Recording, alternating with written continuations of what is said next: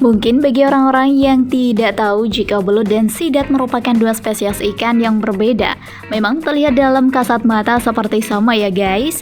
Namun ada perbedaan yang bisa kalian pahami dari keduanya. Di mana belut sendiri merupakan ikan yang tidak memiliki sirip, sedangkan sidat merupakan ikan yang memiliki sirip. Untuk teknik budidayanya juga terbilang berbeda. Apalagi kalau sudah berbicara tentang keuntungan yang dihasilkan dari masing-masing jenis ikan ini loh ya. Lebih detailnya kita pelajari sama-sama yuk. Budidaya belut versus budidaya sidat. Mana yang lebih menguntungkan?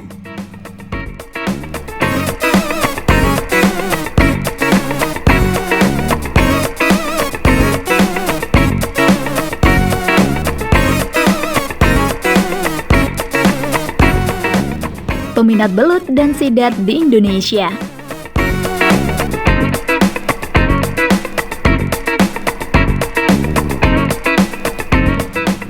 Biasanya belut dan sidat banyak disukai oleh masyarakat, lantaran bisa dijadikan sebagai sajian kuliner yang lezat dan nikmat.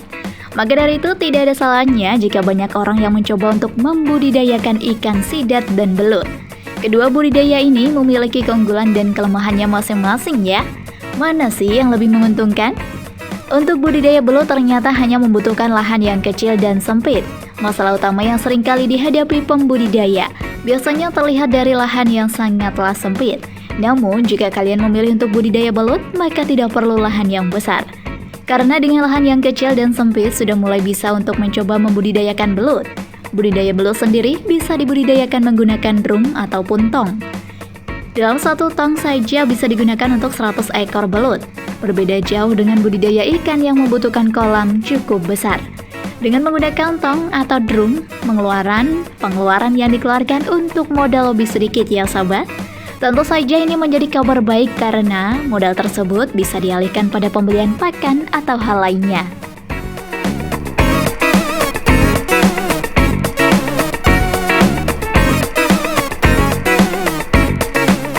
Ekspor sidat dan belut.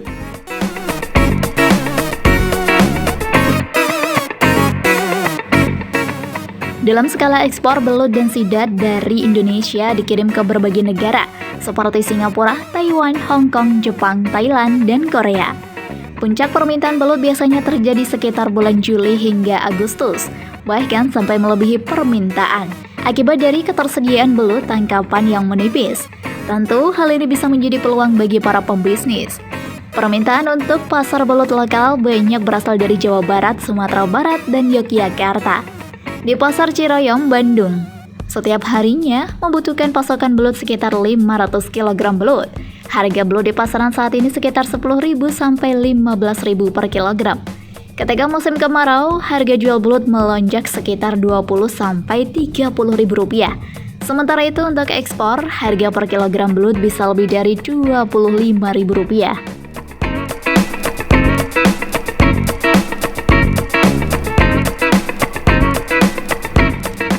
Belut merupakan ikan tidak bersirip dan sidat ikan bersirip.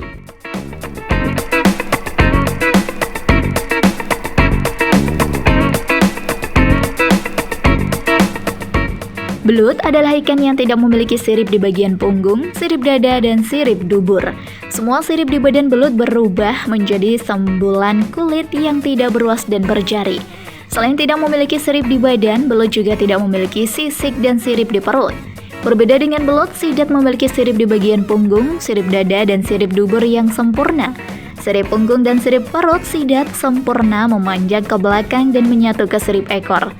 Sirip dada yang terlihat di kedua sisi badan sidat merupakan hal yang paling bisa membedakan sidat dengan belut. Ada sebagian orang yang menyebutkan bahwa sidat adalah belut per telinga. Hal itu disebabkan oleh adanya sepasang sirip dada sidat yang terletak di bagian belakang kepala sehingga menyerupai daun telinga.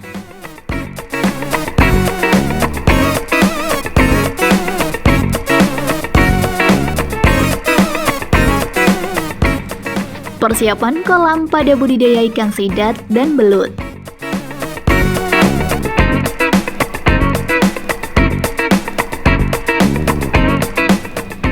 Sidat maupun belut dapat dibudidayakan di kolam tanah, beton, ataupun terpal yang disesuaikan dengan sumber daya dan dananya.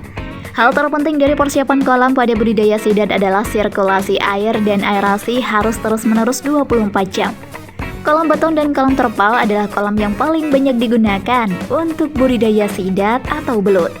Karena sifat ikan ini yang sangat peka dengan perubahan lingkungan dan suka seperti habitat alaminya, maka kolam beton dan kolam terpal lebih mudah dikontrol lingkungan ekosistemnya.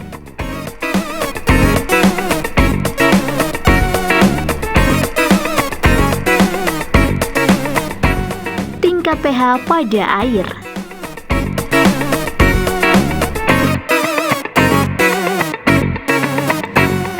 Tingkat keasaman atau pH air kolam dalam budidaya sidat maupun untuk pertumbuhan optimalnya adalah berkisar 7-8. Seperti pada umumnya, budidaya perikanan lebih menyukai kondisi pH yang mendekati normal. Jika pH air sudah melebihi batas normal dengan jumlah 7, maka air tersebut harus dinetralkan kembali dengan alat sirkulasi yang memadai. Ini dikarenakan belut yang kerap mengeluarkan lendir sebagai pertahanan diri, sehingga pH atau pangkat hidrogen air pun akan sangat berpengaruh.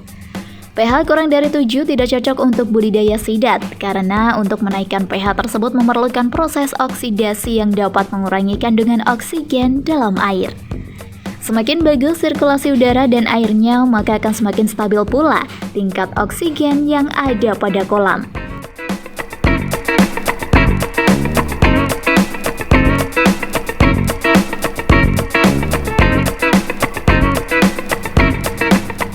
Pemilihan bibit ikan sidat dan belut yang baik.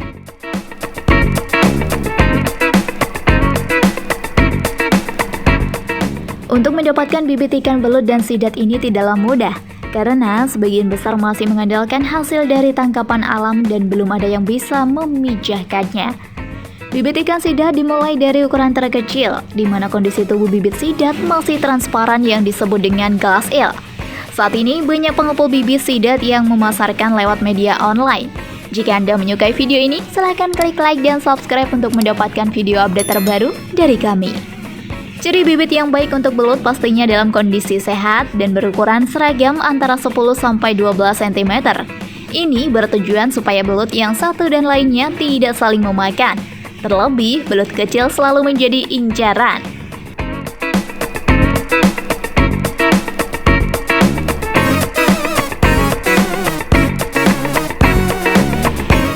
Memberikan pakan terbaik untuk ikan belut dan sidat.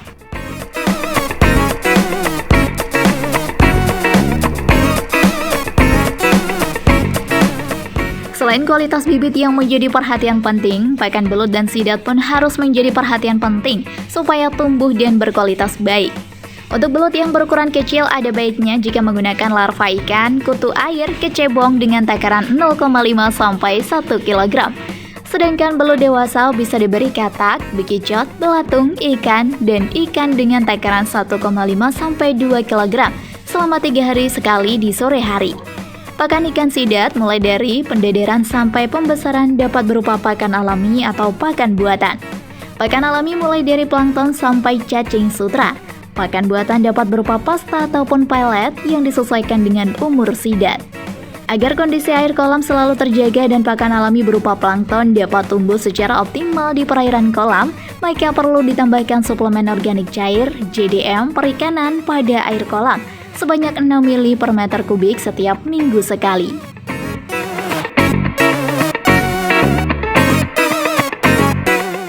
Masa panen. Proses pemanenan belut sebenarnya tidak memiliki takaran dan masa panen, karena mau sekecil apapun belut tetap bisa dinikmati dan bergizi tinggi. Namun agar panen yang didapati dalam jumlah maksimal, maka bisa melakukan panen setelah 3 hingga 4 bulan masa pemeliharaan. Sedangkan untuk mencapai ukuran ikan sidat yang optimal dan siap panen, Anda harus menunggu selama 7-8 bulan. Ukuran ikan sidat yang siap panen adalah berkisar antara 200 gram per ekornya.